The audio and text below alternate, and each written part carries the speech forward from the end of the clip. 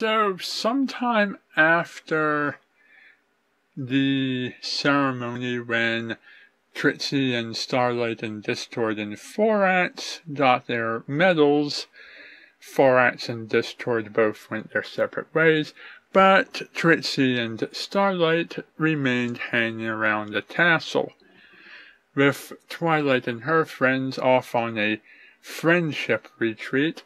Starlight was trying to bake some snacks using a recipe that Pinkie Pie had given her, so that Twilight and the others would have something to enjoy on the train. Spike decided to take this time to catch up on some comic books and stay out of Twilight's way and hang around with Starlight instead. And Trixie was taking this time to practice her magic spells. Trixie struggled with the magic at first, but Starlight gave her some tips on how to perform magic. And I guess we all sort of learned how magic is performed, at least to some extent, which is kind of fun for those of us who wish to know more about magic and so forth. And then suddenly, teacups? Wait, what are all these teacups doing around here? Will some pony please explain why there are so many teacups in this... Wait, you're not a teacup. Hey, come back.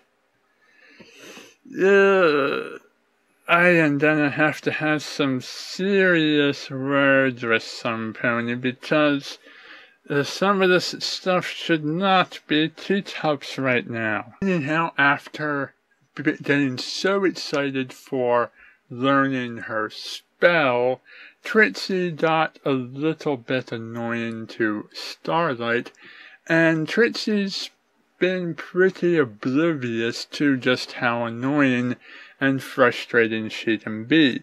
Starlight just wants to make her snacks, and Trixie's not allowing her. And she's getting angrier and angrier, and that anger's building into a storm of red smoke bubbling around Starlight's head.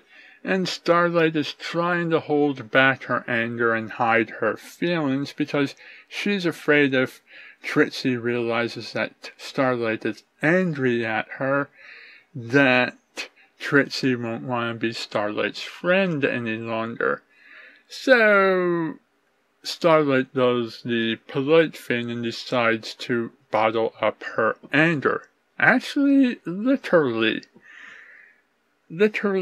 bottling it up.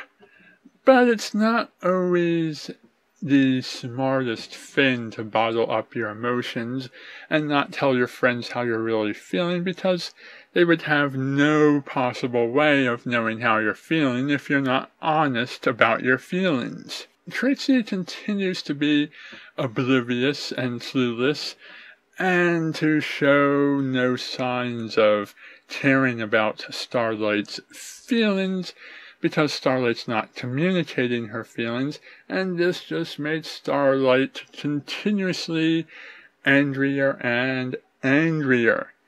Later in their training session, Trixie tries to teleport an apple, and instead accidentally teleports the table. It was pretty smart of Spike to get out of the way in that instance, but I kind of wonder where the table went. Well, great, now we have that thing here. Will somebody please move that out of here so I can continue? Thank you. Anyhow, Starlight and Trixie begin their journey trying to find the table and figure out where it went so that they can get it back. But Trixie has a bad memory for this kind of stuff and isn't seeing this as a big enough deal, and Starlight just wants her to take things seriously and help her find the table already, and she's getting angrier and angrier. As Starlight gets angrier, she also gets weaker and weaker and weaker, to the point where she can barely move, barely talk, and not even use magic anymore. It's at this point that Trixie finally realizes something is wrong and tries to get Starlight to fess up to what's happening. When Starlight refuses, they get into a bit of a scuffle, and the bottle full of anger goes flying, breaks open, and the anger possesses 3 ponies. These ponies become angry at Trixie and begin vocalizing Starlight's concerns.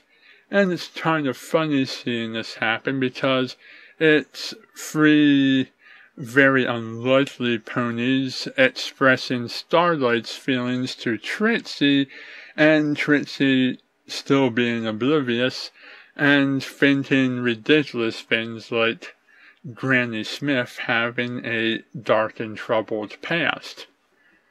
While this is all going on, we also get a look back at what the other ponies are doing. Twilight and her friends are on their friendship retreat.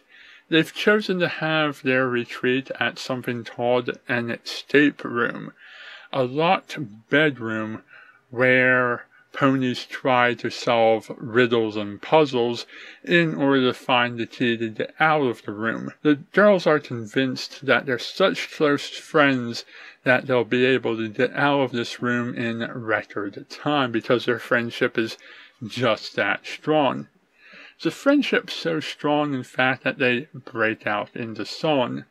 Unfortunately, they sing so long that they run over time and miss getting the fastest speed record by just 2 seconds. I wonder who it was that held that record up until then. I imagine it was probably Dabby, Dilda, and some assorted other griffins. We may never know for sure. But it was interesting to compare Twilight's story to Starlight's story, as both stories had similar lines that reflected each other. You'd hear one line in one story, and then hear a same or similar line in another story, but with different context to it. Even though that is a cool concept, Twilight stories still felt like something that we didn't need to see. It took our attention off of Starlight's story a little bit too often, and could have either been left untold or could have been left for a separate story. The song itself was an interesting song, but it did feel out of place. Basically, the only reason the song was in this at all was so that they could have a very meta joke about how the song used up so much time that they missed the speedy record by 2 seconds. I have mixed feelings about the retreat altogether. On one hand, it was just one long setup for a punchline to a joke, and served no other purpose and could have been cut out altogether. On the other hand, it was a bit of world building, and it was interesting to see that kind of thing exists in Equestria, and to see the characters do this sort of stuff. There's been plenty of times where there's been a B-plot, like when Rarity, Pinkie Pie, Applejack went on their boat trip while Fluttershy and Rainbow Dash were attending their school reunion, that we saw the whole boat trip story but never saw the Rainbow Dash and Fluttershy story. And we always wonder, what were Fluttershy and Rainbow Dash doing? By showing Twilight and her friends' side of the story, we don't have to wonder what happened. But it does also teach us a lesson that sometimes we're better off not knowing. overall, the episode was an important lesson and one that people need to learn. And it was an important lesson and one well delivered for Trixie and Starlight as well. And I love the ending line about how if we don't learn these lessons, we'll get to have more fun. It does sort of help build the characters up and make them these sort of interesting, sometimes good but not always good type of characters. And we did get to see quite a bit of character development for Trixie in the form of how she and Twilight interacted. The interaction between Trixie and Twilight was far different than the interaction they had back in No Second Prances. What happened to that table after it left here, and how did it get to the spa?